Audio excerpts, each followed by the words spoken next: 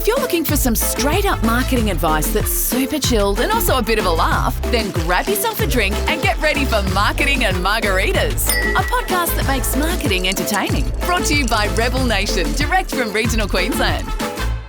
Hello and welcome to Marketing and Margaritas. Today's episode, we're looking at the pros and cons of having in-house, freelance, or a marketing agency help you do all your marketing fun. So, depending on what stage of your business someone somewhere is going to have to do your marketing for you. It's like you might not strategically be thinking about your marketing, but someone's doing it and someone has to do it. Yeah. So then comes the fun question, whose job is it? If you're a sole trader, then it's probably you. It's you doing it. Yeah. You may not want to do it. Yeah. So in which case, you're going to have to make a decision of who's going to help. Yeah. So basically the three options that we can look at, like Lenny said, it's in-house, which means that you actually have someone employed as a marketing person and they are one of your employees in the business.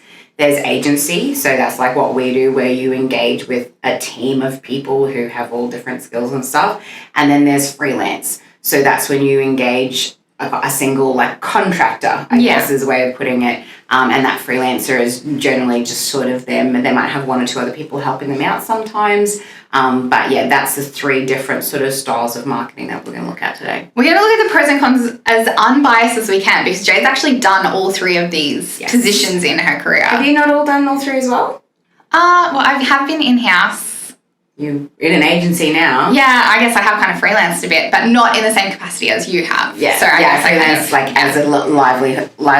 Yes, livelihood. Yes. I was going to say, is that livelihood or livelihood? It's livelihood. I did that for 2 years. Yes, true. So we have a little bit of perspective on all three. Yeah. All right. So the pros and cons of in-house. So pros? So pros of having someone in-house is obviously, first up, is that they're actually on the ground. Yeah. They're in the business. They're part of the business. And so they're going to know the business, in a different way than what anyone else is going to, because they're actually part of the team and they see things happen. Yeah, hopefully. They see things happening and stuff, and they can work alongside you really closely as well. And they can also learn and grow with the business too. So it's, modern business. Oh God, that makes me sound really old when I say that. I think that business used to be a lot more static, whereas now I think a lot more businesses are dynamic. Yeah. So it's very fluid. So you're kind of evolving and changing and adapting and being really flexible and stuff like that. And so, what your business looks like at the start of this year compared to the end of this year will have changed most likely. And so if you've got someone in-house, they're a part of those changes on the back end. When you work with someone else, you need to be reporting those changes to them, sort of thing. Communicating it to them, Whereas, if they're in-house, they're a part of that as well. So they're a lot more across things. And, as they become better at marketing your business and their skill sets grow, they become more of an asset for you as well. 100%. Also that, the more that they get to know the business, etc., they don't necessarily need you as much to help them do things. So it can be, instead of you saying, hey, here's the things I want to get done or whatever, it can be them going, hey, here's the things I've just done. Yeah. Sort of thing. So just, over time, they can, again, just become more of an asset to you because they can enact those things without always necessarily needing you as much. You're also the one and only priority. Yes. So when you're in in-house marketing, like when we were both in corp comms at council, council's probably a bad example because there's a lot of different organisations, but like I did in-house marketing for a bank. Yeah. And, so all I needed to know was the one set of values and brand tone and, so all of the marketing I did was around that one brand. Yeah. And so I could, I specialised in it. You lived and breathed it. Exactly. It was just the one brand I had to get to know. So hopefully that would mean, I could do it quite well because it's just the one. Yeah. And then lastly here, I keep looking down at my cheat sheet so I don't want to forget anything. It's also that, if you've got someone who's in-house marketing, then presumably, hopefully they're organised and you've actually then got all of your assets, all of your marketing assets organised and on file and you own everything. Yeah. It's all catalogued, etc. So heaven forbid they left tomorrow or something happened, it's all on your server. You've got it all there. Yeah, basically there shouldn't be a need to go and find things, or, we've had a client who has just come across to us and they have bought the business and they're struggling to get stuff from the previous owners and everything. And it's just I know it's not the same situation, but I just mean like them not being able to access all of the design files for their stuff. That's like, hard. I feel for them, man. Like it's really challenging. So having an in-house person, it should be their responsibility to make sure all of that shit is organized. Yeah. A con to having in-house marketing is if they're the only marketing person in your business, they could feel really overwhelmed. Like there's a lot to do. So when we're talking in-house marketing, we're not talking about admin that is doing your socials for you. They're obviously doing a lot there as well. But like at an agency, you have a whole team of people because we have a broad range of skill set that we can cover everything. You can get these unicorns that have that all in one and that is brilliant. But it is overwhelming and it's a lot. And there's a thing too, it's sort of like, they can only get so much done as one person. Yeah. So say you were going to be doing, like a big campaign or a launch event or something, they're putting all their time and effort into there. They might not be able to be creating as good as quality content for website and socials and stuff as they normally do because they're trying to manage this massive campaign and stuff that they're doing as well. So overwhelm can be a really big thing if it's just the one person. Yeah. Moving on to agency. What are some pros that we have for agency? So we love agency.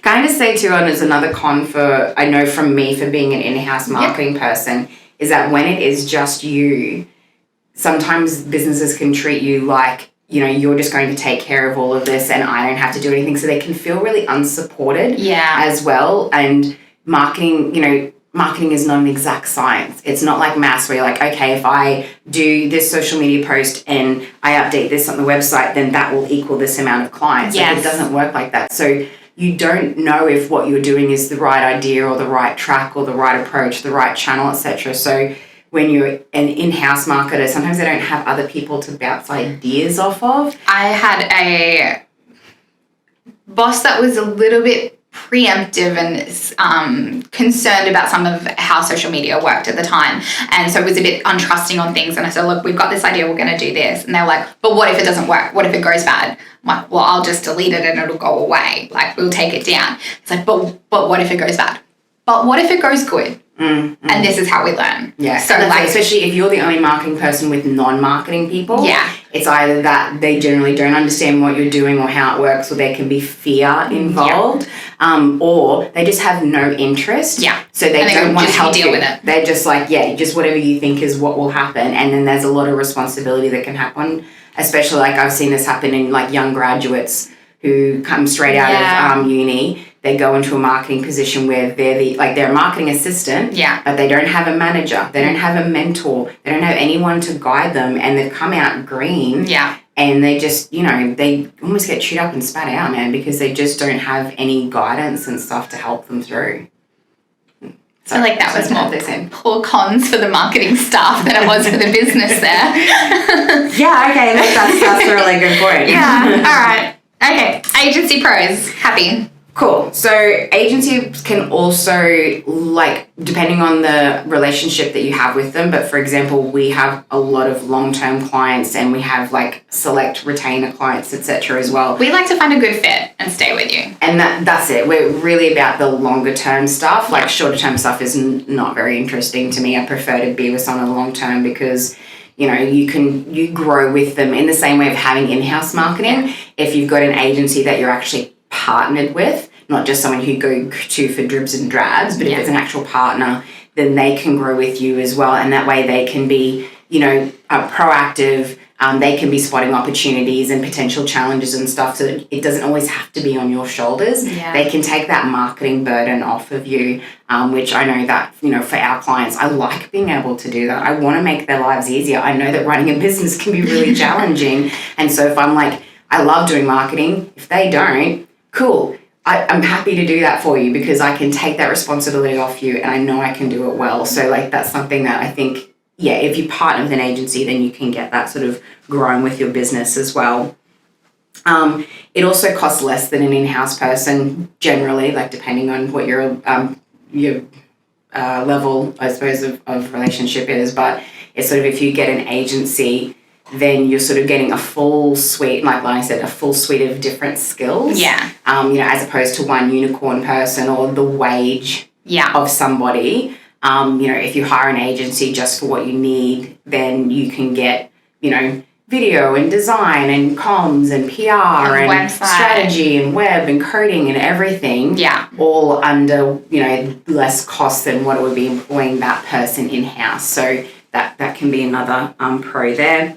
What else have I got on here? Skill set. If something does go wrong, then they have to fix and wear the cost. The agency. Yeah, so it's sort of if it's the agency's fault. Well, that's what I mean. Like, say we would have, if we were to muck something up with printing. Yeah. Then you're not paying for that printing twice. Like, we're paying for our mistake to be fixed. Yeah. And dude, it happens. Like, it's very, very rare. Yeah. But it has happened that things have gone wrong. Whereas, if you've got someone in-house, whatever mistakes they make, you have to wear all of them, including the cost of them. Whereas if you do have an agency, then they can, try and make those reparations. But we're generally more experienced because we're dealing with other clients, we're learning from that, and we've got those relationships. And we get to do lots of fun stuff, like most marketing is fun, but we get to do lots of different fun stuff and experiment because we do work with multiple people, multiple industries and platforms. And I think too, it's like we've done stuff. So for example, recruitment campaigns are a really common one. There's been a lot of challenges lately, but go back a year ago sort of thing, it would be, there would be one client who would take a chance on this campaign idea that we had and this, channel mix or whatever that we did. It worked really well for them. So then that model was something that we were able to do for other clients as well. So they didn't have to be the guinea pig. Yeah. We had the experience of how this could work because we'd done it with somebody else. Yeah. If you've got someone in-house and it's their first time putting together a website, then there's going to be a lot of mistakes and stuff made there sort of thing. Whereas we make 50 million fucking websites, so we should be pretty, we know what we're doing. Good at it by now. Yeah, but exactly. Like we said, especially with the likes of ads and lead gen stuff, there can be a lot of trial and error. So, we get to trial and error a lot and learn and presumably be kind of good at it. Yeah, hopefully. That's like what we like to do. Supplier relationships as well. Your agency, again, you've got multiple people in there who have been dealing, in the industry for however long kind of thing. Oh God, we've been working in print for over 10 years. So, yeah. 15. I was about to say, yeah. Let's not put a number on it. I looked at my marketing thing the other day. This year, I think, is going to be my 19th year since I graduated. Yeah. So if you don't, I'm not including my uni years as being in marketing because that makes it even bigger. Yeah. Anyway, but yeah, so it's not just that length, but it's also the breadth. So while you might order business cards once a year or something, we're ordering business cards every week. Yeah. So we have those really strong supplier relationships because of the bulk stuff, like orders and stuff that we do. And if the team is big enough as well for an agency, there really is no time frame that shouldn't be able to be met. So for example, we have 3 people who are actually trained in design, and then there's a few of us that can pitch in. I've done InDesign stuff for us before when we needed to, sort of thing. You know what I mean? There's other people who can pitch in and do that because we've got multiples of the one skill set in the agency. Whereas, when you have that in-house person, it's if they can't get it done, then it's not going to get done, or you're going to have to pay a contractor on top of what you're paying them to get certain things done. So yes, having multiple people means any time frame can be met. And lastly, they also should be keeping all of your stuff on file and organised. Yes. So even if you work with an agency, you really should be saving all of your assets because that's your property. Yeah. At the same time, we quite often have clients where it's like, can you send me a copy of this? Yeah. What did we do 2 years ago? Oh, let me go find that. Exactly. We've got everything there all documented. We keep all of the proofs for every job, all on file, all of the images, everything that gets created, as well as just, access to anything that we can, etc. We keep everything all organised and sorted so that we can access it easily, but also that we can be a repository for people if they do need it. But not just the digital files, what did we print that flyer on? Can we do the same stock that we did 2 years ago? What size did we get this done for this campaign? We got did all that for specs you. and stuff as well. Yeah, exactly. So it's sort of we need to reskin this banner from 3 years ago. Who did it? Cool, these are the guys that did it. This is what they charged last time, and this is the spec size. We'll go back to them and see what price they can do for you for a reskin. Yeah. So we just all of that should be organised and stuff when you have an agency as well.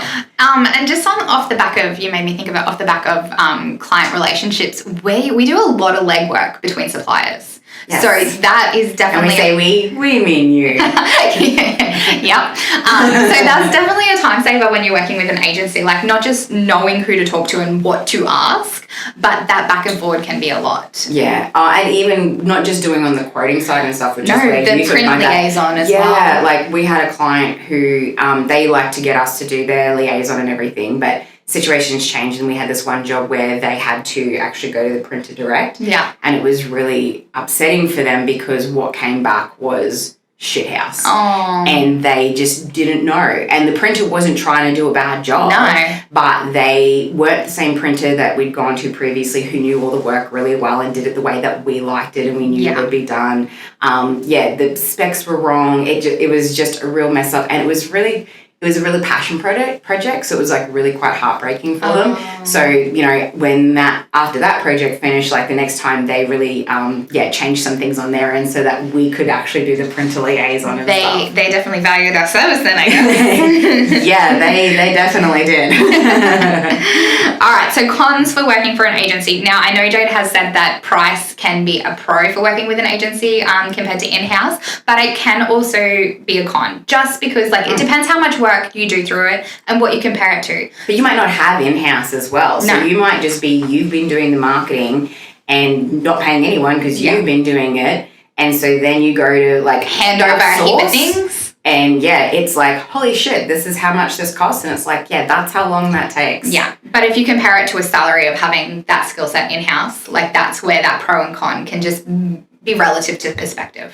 And that's the thing though, not everyone, a lot of businesses aren't big enough to necessarily have in-house marketing either. So they do need to rely on an agency or someone else. We're going to talk about freelancers soon because they don't have the volume. Yeah. You know what I mean? So then it can be if you're just doing these one-off bits and pieces. Yeah.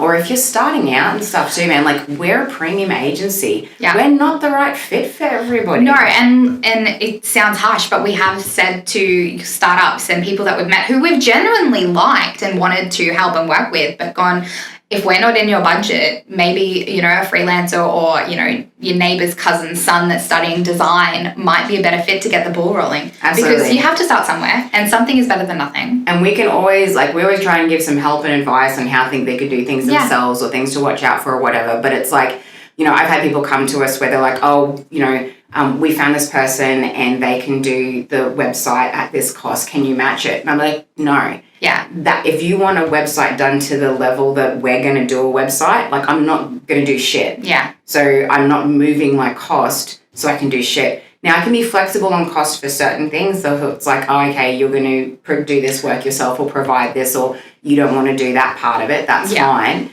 But for example, the level of what we do for SEO and stuff now, I'm sorry, I just won't compromise it. I'm not dumbing down your fucking SEO so that you can save $500 on a website. It's just, in the long term, it's dumb. Yeah. Sorry. All right. That got a little hard. Let's put your soapbox away. Yeah, okay. All right.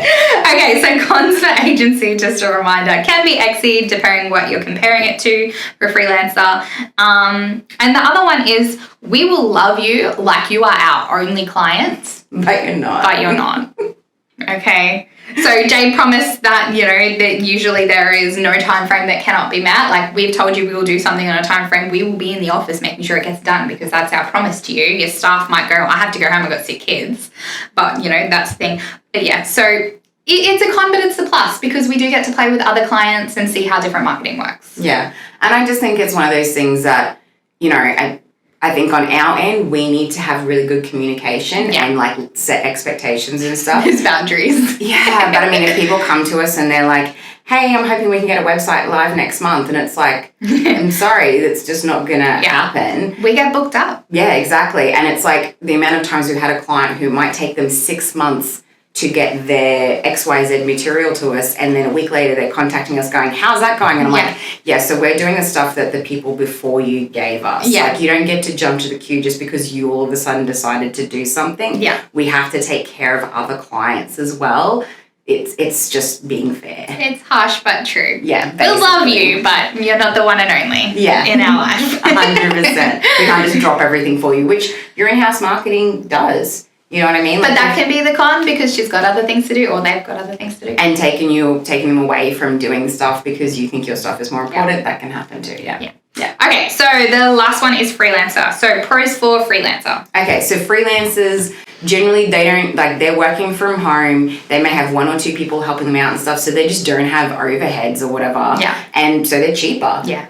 They don't have the expenses that agencies and stuff do, so their rates should be a lot cheaper to work with, which, can, especially if you only need bits and pieces every now and then, that might work in perfectly for you. They can also still be highly experienced at what they do. So just because someone is a freelancer or sole trader or whatever doesn't mean that they're like a junior or something, or that their work is going to be lesser than. Yeah. I'm not saying that means that they're going to be awesome either, but it's just sometimes can be a perception that a freelancer is not going to do good quality work. And it's just not true. Like, they can also do good quality stuff. They just might choose that they don't actually want to employ anyone, or they don't want to be employed by anyone. They're just looking for the flexible working arrangements or lifestyle, or an agency didn't suit them. Yeah, basically. In-house was only one client and not enough. And that's, they want variety and stuff. Like, for whatever they've done it, they might still be experienced. And so that's, quality doesn't necessarily mean it's going to be reduced when you've got a freelancer. Yeah. The other thing I've got here too is they can generally be pretty flexible with turnaround time. So they don't have the volume of clients generally. Like, I know when I was a sole trader, like during those last 6 months or whatever, shit was getting pretty difficult. There's definitely a cap. You only have so many hours in a day. Yeah, so I was having to bring in contractors and stuff to help me with the workload.